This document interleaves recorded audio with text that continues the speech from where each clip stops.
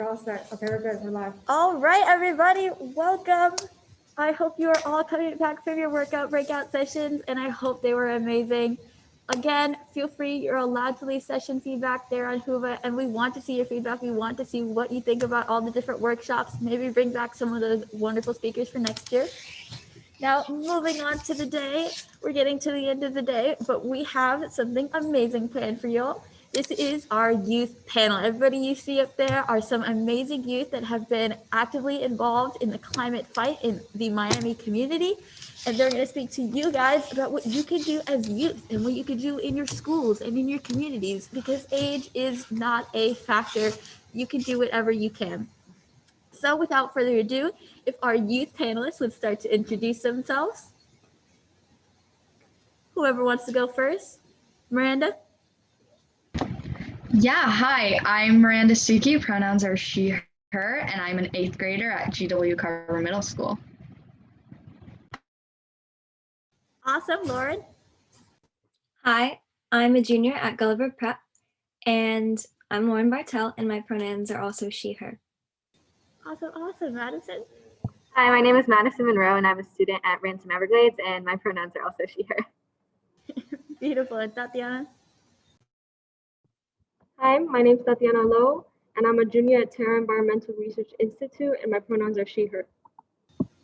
So we have another group of amazing youth, and a lot of them are super involved in the Miami youth climate themselves, and that's how they had the opportunity to speak to you all about what they do. So we're going to go one by one. They're going to tell us a little bit about their own fights, and then we'll have plenty of time for questions and discussions and anything you guys want to ask. Any questions you've been sitting on throughout the day, throw them in the chat. Start doing it while they're talking. I'd love to just scroll through and see all your questions. All right, so let's get started. Miranda, kick us off. What kind of things do you get involved in around the community? How do you fight climate change? And what obstacles have you faced as a youth?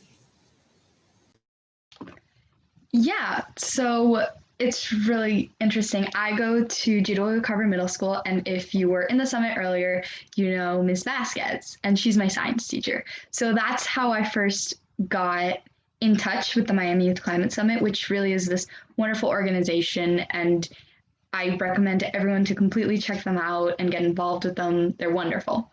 In 6th grade, I had the absolute pleasure of going to speak to the Miami-Dade County Public Schools Board about plastic consumption in our cafeterias, just because it's overwhelming how we have plastic outside fruits that have natural layers and just cutlery and everything. It's astonishing, really.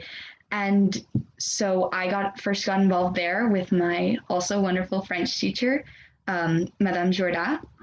I remember my last day in 6th grade was standing outside with the garbage bin, and we would tear off the staplers on papers so that we could recycle them.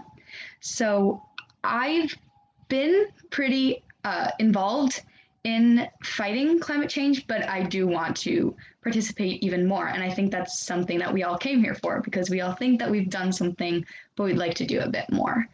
Some of the problems I faced is when you're a kid, a lot of it feels like you're never doing enough. And of course, you can't do some things because you can't vote, you can't drive, especially for me, I'm 13. But sort of getting over that hurdle of what I say doesn't matter, once you realize that your voice doesn't have an age on it, that's when you're really getting into the power that every kid holds.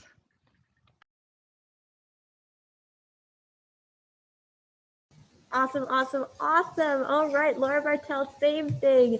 Tell us a little bit about your background, how you got involved, what you've been doing, and the challenges you faced as a youth in this fight. Of course. So ever since I was little, the environment and nature has always been the thing that's captivated me the most.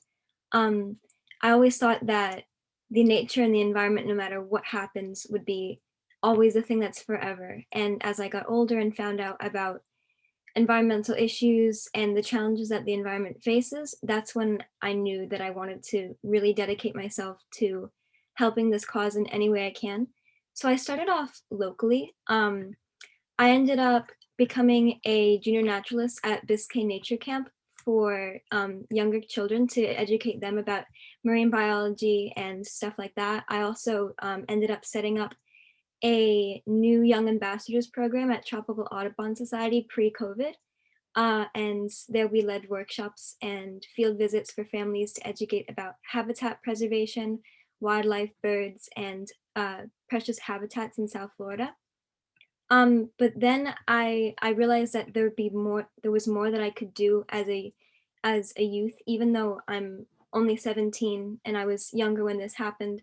There's more than just being involved in a small circle. You can really get involved in greater areas as long as you're dedicated. So I ended up working at Fairchild Tropical Botanical Gardens as first a conservation student scholar. So I found out about the program in 8th grade. And from there, we helped educate guests on the environment and habitat preservation. And then I got involved in laboratory work with the Fairchild Gardens. It's something called the Million Orchid Project, where we try to reintroduce species back into South Florida, which was a super cool lab opportunity. And then I had another lab opportunity at RASMUS, the Rosenstiel School of Marine Biology and Atmospheric Sciences, with a population on genomics, specifically about heat tolerance. So that's when I was really applying skills I'd learned about preservation to climate change, and analyzing how a certain species can adapt to certain effects in the environment based off of their genetics. But beyond that, what I felt was one of my most proudest moments is when I went to speak in front of the Miami-Dade County Commission about the protection of Biscayne Bay, limiting growth and development and into the Everglades, and protecting natural habitats. So this is, in my opinion, one of the most impactful ways that youth can make an impact in their environment and in their communities by speaking to legislators and government officials and talking about how this is your future and it's you who are going to be experiencing the side effects of their choices, and speaking up about how this is something that really matters to both you and to your community. Super cool, great job. That is amazing, the kind of work you do. And I love what you were saying and the kind of inspiration you were throwing out there. That's awesome. Thank you, thank you, thank you. All right, Madison Monroe, let's hear a little bit about what you've done and the kind of activism that you've taken on. And don't forget to tell us about the challenges that you face because you're a youth in this fight. Hi, everyone. So sorry, I'm wearing a mask right now because I am on campus. So I'm going to try to speak loudly, but just keep that in mind. So after we just spent this amazing day together at the Miami Youth Climate Summit, I know you are all aware of the huge threat of global warming. It is so imminent that scientists predict that by 2030, the worst effects of climate change will be irreversible unless global CO2 emissions are cut in half. I, for one, want to help the generations of the future have a place on this planet, which is why, like many of you, I'm extremely passionate about saving our environment. I decided to take matters into my own hands. So I, along with 3 of my peers, started the Students for Solar initiative at my school. The goal is to make Ransom Everglades a completely solar-powered school. Converting to solar really has no downside because it not only reduces carbon emissions, but it can save money, provide a learning tool for students, and increase energy independence. However, just because it's the right choice does not make it an easy one to carry out, and I would like to share the process with all of you. First, we did intensive research on solar energy. We tried to learn everything we could about solar, its benefits, how to implement it, and its practicality. One of the most informative sources was the Solar United Neighbors, a national organization that aims to educate people about solar and the ability to install solar panels in their own homes, schools, and businesses. We met with their South Florida representative, and she used the Google Solar website to produce a satellite view of my whole school with markings on which roofs would be a good place for solar panels based on orientation and shading. We learned solar panel mechanics, efficiency, and the actual hardware it requires to implement. Through this, we defined an initial project on the new Ransom Everglades STEM building because it was a perfect candidate for solar.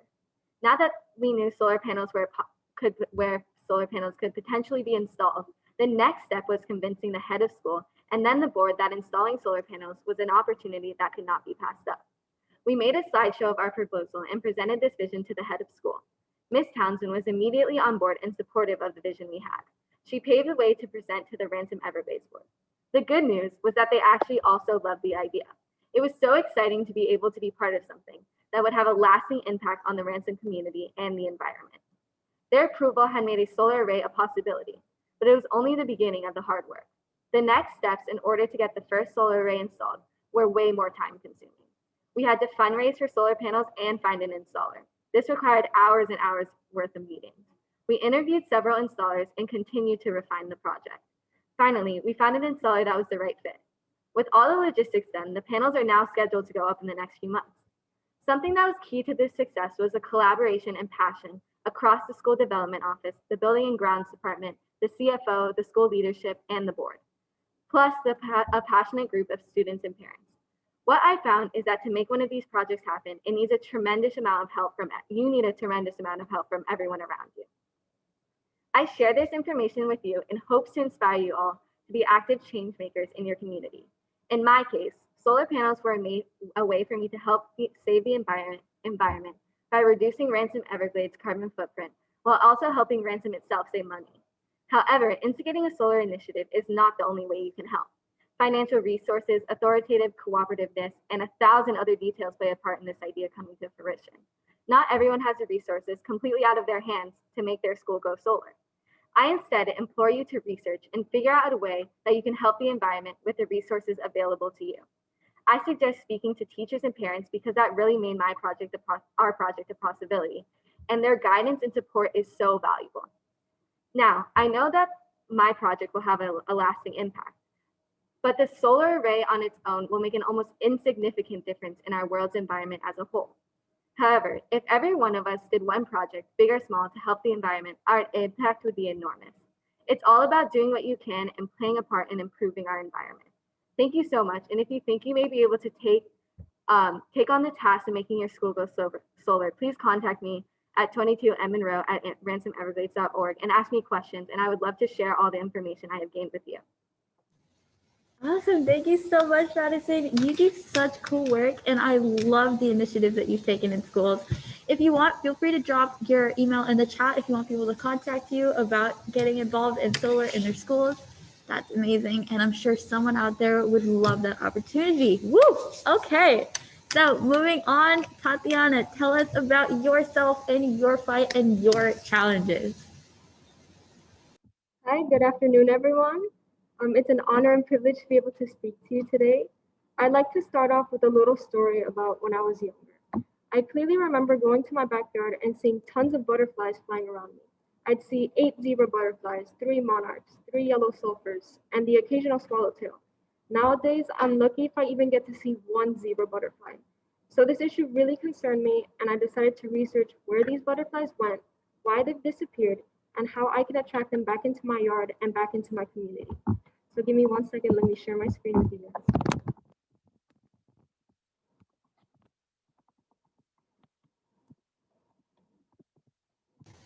Awesome, thank you.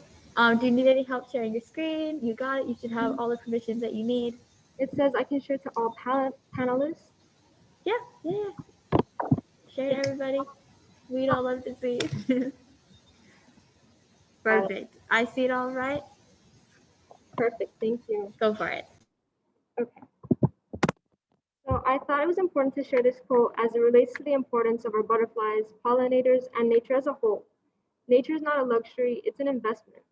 I'd like you to keep this quote in mind throughout my presentation, especially as it pertains to our efforts in saving our planet. We run the risk of butterfly extinction. Butterflies play an integral role in our environment. They pollinate our plants. As they feed nectar, their bodies collect pollen and carry it to other plants. This helps flowers produce new seeds for the fruits and vegetables that we eat. The majority of plants need pollinators like bees and butterflies to reproduce. Butterflies also increase biodiversity. A garden that attracts butterflies will also attract native bees and birds. If the butterfly populations diminish, the impact can greatly affect entire ecosystems. They collectively provide a wide range of environmental benefits, such as natural pest control. In addition, butterflies are an indicator species. They indicate healthy environments and healthy ecosystems. Butterflies are extremely sensitive to changes in their habitat and the climate, and their numbers continue to decline in many areas of the world because of human activity. Three main reasons to why they're rapidly disappearing is due to habitat fragmentation, the use of pesticides in agriculture, and climate change. The current trends pertaining to human development and agriculture have caused several butterfly species to go extinct and have placed others under ecological pressure. With global climate change, extreme weather is expected to occur more frequently, and many studies have already shown that butterflies are among the species that have responded the most to climate change, usually in the form of northward or elevation range shifts in their migration. This results in longer and more difficult migration routes. Climate change will affect species' life cycles, flight times, essential interactions, and ultimately their survival. To do my part, I recently started a project to create butterfly gardens in public and elementary middle schools. I thought, what better way to be able to give back to my community and help the planet while teaching young children and pollinators about what they do for the environment. By exposing this information to the youth, you spark their excitement and get them looking forward to creating their own gardens at home. Here's the first garden that I built at my old elementary school, Calusa Elementary. Here are a few pictures sent to me by the pre-K teachers at Calusa. Their monarch butterflies successfully hatched from their chrysalises and after careful observations and lessons given by the teachers. The students learned about the life cycle of the butterfly while simultaneously experiencing the butterfly transformations right before their eyes. The students are thrilled with their new garden. In order to increase the number of pollinators in our environment, you can help by creating your own garden. You could try planting some of these native plants in your yard to attract these butterflies. Punti is a host plant to the Atala butterfly. Firebush is a host plant for the Pluto sphinx moth. It's also a nectar provider for the giant swallowtail. Orange milkweed is a host plant for the monarch butterfly. The partridge pea plant is a host plant to the cloudless sulfur. And last but not least, the corky stem passionflower hosts the gold fritillary. Not only do all these natives act as larval host plants, they provide nectar for other pollinators as well. I have placed some of these in my backyard, and I've been delighted to see numerous butterflies these past few months. I aim to create awareness of the important role pollinators provide for our environment. It's my mission to educate and share my passion for caring for our native plants and butterflies. It would be amazing if everyone could share this knowledge, create conversation, and go out and incorporate one or even two of these plants into their landscaping. It would make a world of difference. This is how we affect change. If you have any questions or inquiry, feel free to contact me at my email address. Thank you. That was awesome. That was a beautiful slides. And I thank you on behalf of the butterflies for all the work that you've been doing and the way you've been incorporating it into our community. That's super, super cool. All right, so everybody, all 200-ish of you, please drop your questions in the chat. Put it in the Q&A. We want to answer your questions. We want to see your thoughts, even if you just have a comment or want to tell us about something that you're doing. This is our call to action. We want to show you guys what you can do. We've gotten tons of those questions today asking us, what can we do? How do we do it? And this is your time to shine. This is us telling you what you can do and giving you some inspiration from these wonderful young ladies. So let's start off. We've got a bunch of questions. Still have a bunch more if y'all have any in mind. So this one is for you, Miranda. What do you say to someone who feels the little things that they do don't really matter in the spectrum of climate change? Oh, wow. That's a really big question, isn't it? Because even in the Miami Youth Climate Summit, it's Miami. The world is so much bigger than just Miami. But when you feel like you're not doing enough, especially because of the sort of eco-anxiety that a lot of minors tend to have, when you feel like you're not doing enough, I think it's very important to say that you are making a difference to something. It might not be to the world. If you plant a tree, maybe you're not going to completely cover all this pollution that's occurring and all this carbon dioxide and methane in the air, but you're going to make the world just a little bit better. And the world deserves to be just a little bit better.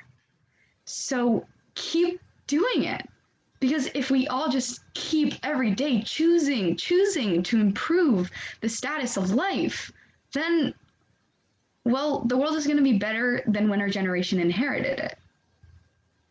Yes. Oh my God, I love it.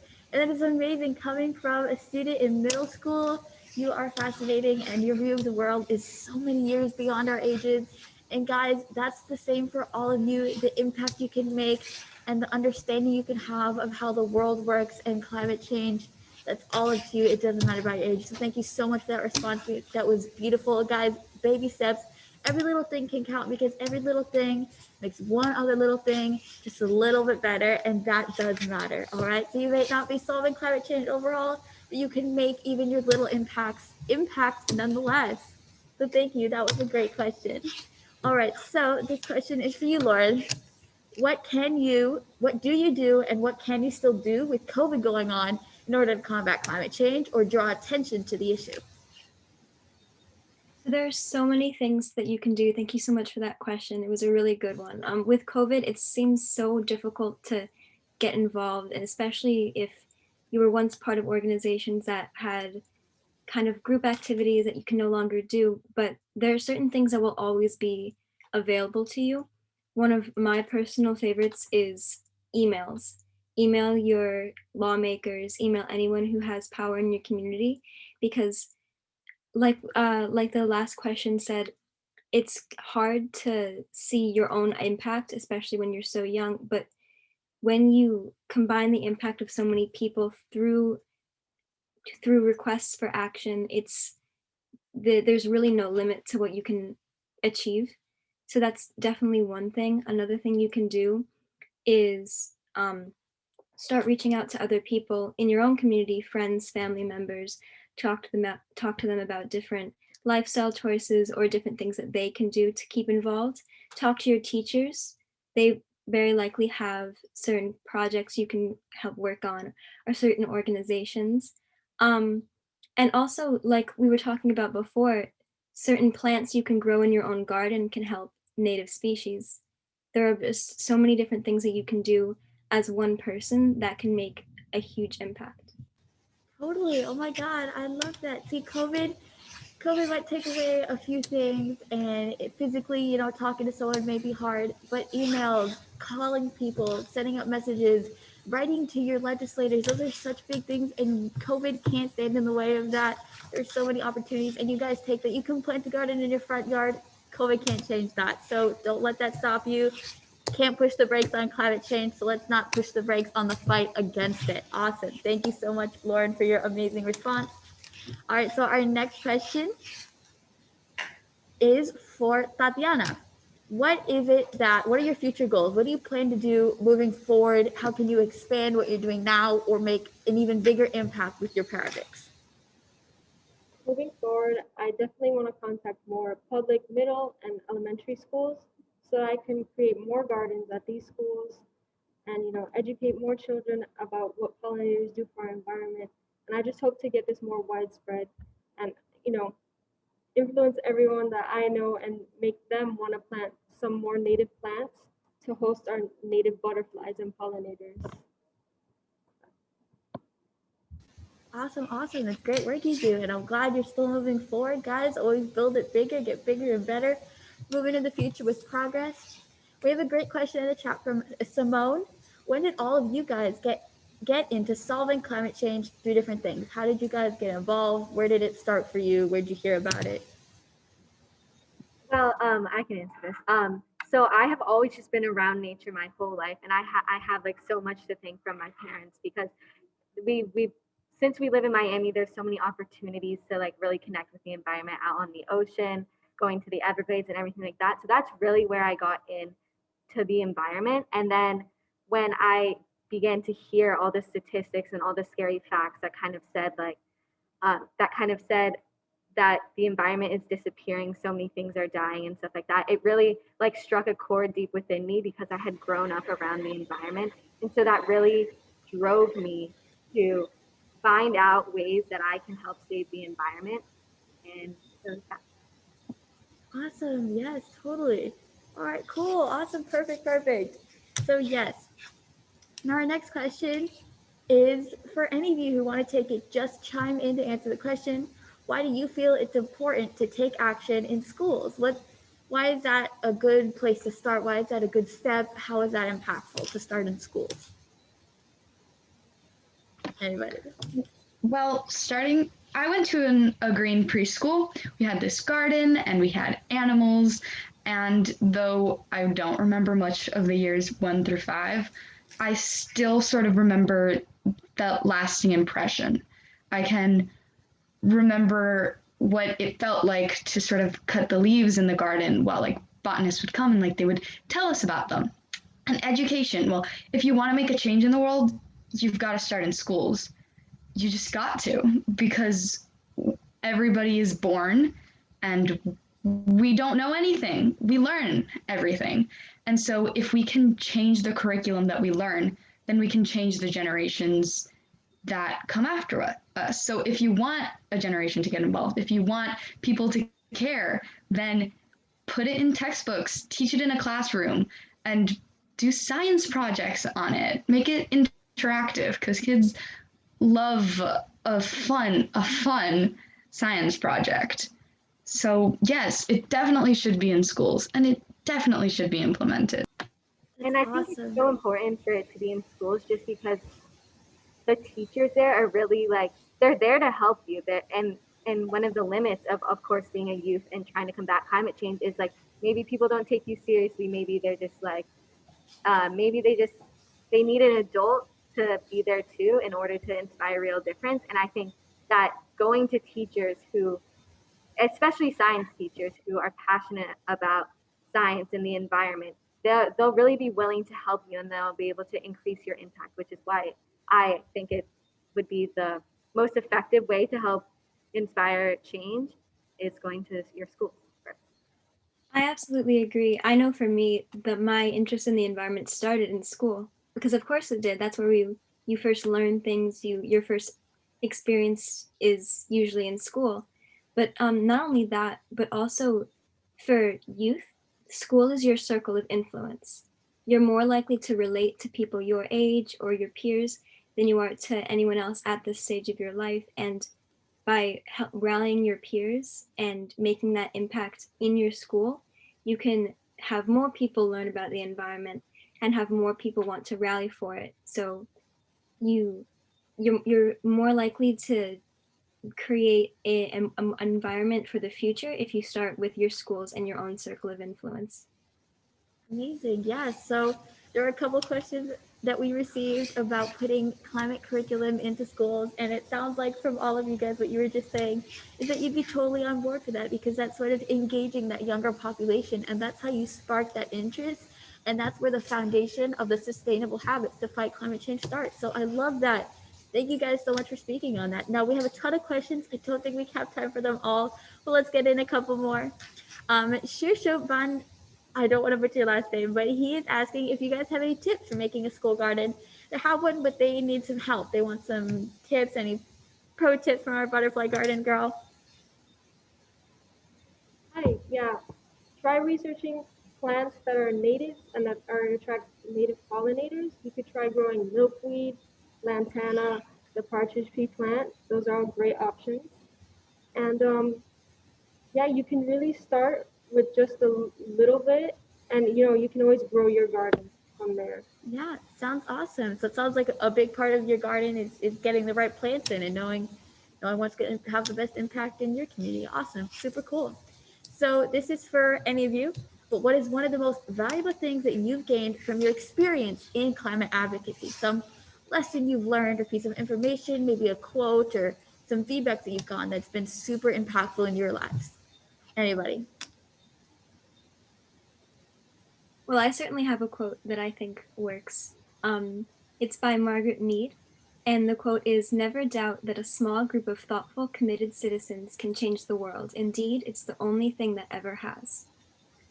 I can't think of anything that better sums up the cause for the Youth Climate Summit and what we're trying to produce here. It might seem hard to see your impact on something, but when you rally together and make your interests known, there's really no limit to the impact that you can have. That's awesome. Yes. Okay. So super cool. Great questions and great responses. So one last really quick question for Tatiana. But how did you know what you wanted to do? How did you know that this is this something you want to pursue in your future? And why do you think that? I think I definitely want to continue this throughout the rest of my high school. I really wanted to just draw these butterflies back because I noticed that they're disappearing and we really are running the risk of butterfly extinction. And I'm trying my best to do my part to prevent this as much as possible. And hopefully by incorporating more of these plants into everyone's gardens, we could start seeing more of these pollinators. Awesome. That's so cool. So another question we had in here is how did you all get involved in the Miami Youth Climate Summit? How did you all find us or get connected? Anybody? Miranda? Well, as I had briefly mentioned before, I know that one of our leaders, Gianna, had Ms. Vasquez, my science teacher, as her science teacher. So she reached out, and somewhere around October, Ms. Vasquez patched me and a few of my other peers in, and I've been enjoying being part of it for a year now. Well, but throughout the year. Yeah, that's Yeah, awesome. and I Such as got, what we said earlier, with the power of emailing, that's how we got our wonderful speaker earlier, Ms. Bertha Vasquez, Miranda, and a bunch of other kids to join. Madison? Oh, I was just gonna say I got involved in a very similar way as Miranda because Dr. Jackson works at my school, and I had always been so inspired by her because she was always so active in the climate. And so when she told me about the Miami Youth Climate Summit, I was like, okay, I have to try it out and see. So I actually went to the Climate Summit last year, and after going and seeing everything in this huge production, because last year was in person, and so I got to see just everything together, hundreds and hundreds of people just sitting together, all passionate about one thing. And it really it was amazing. So I was like, I have to get more involved in this. And so I followed the Instagram, which is one thing you can definitely do. You can talk to any of us and really get involved. There's an executive board, a general board. You can just attend the climate summit every year. So yeah. Awesome, super cool. Yeah, Dr. Jackson is amazing, and I'm so glad that she roped you in and got you involved. It's great the resource that teachers and educators can be in our community. All right, Lauren, you want to answer the question? Yeah, so last year was my first year attending, so I attended in person before COVID hit. I was introduced to it by Ms. Odife, who was my field studies teacher back in 10th grade. And so I was able to get involved because my school was hosting workshops and the prep for it. And so I was able to speak last year, and when I found out that it was happening again this year, despite COVID, that made me very, very happy. Awesome, yes. Okay, Tatiana? Yeah, I was able to get involved through Miss Abreu, who was my environmental teacher. And I joined last year and I love participating. I'm so glad to see how we've grown. And even though this being a virtual event, it's been amazing. Yeah, awesome. So I was the same way, guys, getting involved in NYCS back a couple of years ago, maybe in 2019. I heard about the opportunity and I wasn't really sure what it was. They just said, hey, there's a meeting on this day and something to do with climate. I was like, well, I mean, I got an hour spare. Maybe I'll check it out. I'll sit in on the meeting. So I did, and I went to, and I sat in on the meeting, and I just, oh my God, the opportunity to host hundreds of students and teach them about climate change and then empower them with the opportunities to make a difference, that just blew my mind. And right on board, they had me. I got on board. I worked hard. We made last year's summit happen. We made this year's summit happen. So really, guys, reach out to any little opportunity you see coming your way. I mean, sometimes just take a leap of faith. You never know what open door is going to lead to your future. All right. So it's super cool. We all got involved in kind of similar ways, but keep your ears open for awesome opportunities, and you never know. And to answer the other question that I see up here is, how do you guys get involved in NYCS? So if you want to get involved in helping plan or organize NYCS, totally reach out to us. This is an annual event. We'll be working over the next year to plan the next event. So on Instagram, you can DM us. We'll also be probably sending out ways later in the year for you to get involved when we really start planning. So that's awesome. So keep a lookout on that. Otherwise, if you want to attend next year, please, all you have to do is follow our Instagram, keep up with our website. We're going to post all of our information, all of the news, all of the updates on that Instagram. Any information you'll ever need will be right there. And that's how you can stay up to date with NYCS and see us next year, where we're hopefully going to be bigger and better, despite how amazingly big we are this year. So yeah, guys, stay in tune. That's how you get involved. Awesome. Yeah, so how can I reach out? Yeah, so Instagram, just DM us. We always have people looking on there. Great, easy way of communication. We have an amazing social media team that'll find that message and let us all know. All right, so can I get from all the panelists a little word of wisdom, an inspirational sentence, a little call to action, you may call it, from each of you to all of our youth at home? Miranda, you can start. Right. So I'm just going to reiterate what we've basically all been saying, just because it's the most important thing. Don't let your age stop you. A lot of people want your age to stop you. A lot of people want you to not speak up about climate change, even though it impacts our futures. A lot of people don't want you. And you just sort of have to do it despite that. And you have to know your power, because we're millions of people, and we all care about this. And so just remember that you're not alone in this. And it can seem a bit daunting, and it can seem like sometimes it can seem like that climate clock in New York has already run out, but it hasn't.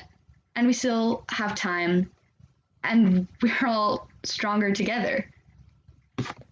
Thank you. Yes, you're never too young, and you are not alone. There are so many of us out there. Think about the 16 different countries that this summit has impacted and reached, and the 1,000 people that have registered. You're not alone, guys. All right, Lauren, give us your call to action.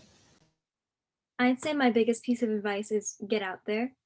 Take any opportunity you have. If there's an opportunity to better the environment, even in some small way, take it, because doing something is better than nothing. If you have the opportunity to do something that's really impactful, even if it's a small impact, like we said before, any impact is still an impact, and it's likely not as small as you think. You're so right, guys. The little things matter. The little things add up, and the baby steps will bring us even a little bit closer to our goal of stopping climate change and turning it all around. Awesome. Thank you, Lauren. Madison. Yeah, I would just like to add, I guess, that even though, yes, we're youth, like there is power in being a youth, like, because people, I mean, in a way, since you're young, it's even more amazing everything you're doing, and all the extra boundaries that you're going to have to overcome. It almost makes people listen to you more because you're younger and it's more revolutionary almost. And I would just recommend that you don't give up, because when you're starting a project, there's always so many different different obstacles you're going to have to encounter and face and overcome. And so the thing that you may end up doing to help change the environment may not be the thing you started out doing, but it's all about overcoming the obstacles. Thank you. Yes, I love that. Sometimes just the fact that you're a youth speaking on such influential topics, it impresses people, and people are like, wow, oh my God, the fact that it's so important. Youth are like engaged and like all riled up. Awesome. Thank you so much. All right, Tatianna, finish us off. Yeah, just remember that nature is not a luxury, it's an investment, and any way you can help the environment and, contribute really matters. And, your actions inspire others. So don't ever think that nothing will make a difference. It does, trust me. And yeah. Awesome. All right, guys, we'll give a round of applause. Show them some love in the chat. You guys were amazing and so inspirational. Such a great example of the little things you can do. So, guys, we're all good with you. Go and have a wonderful day. I already see the chat blowing up with love. Take a look at that. Alrighty, everybody.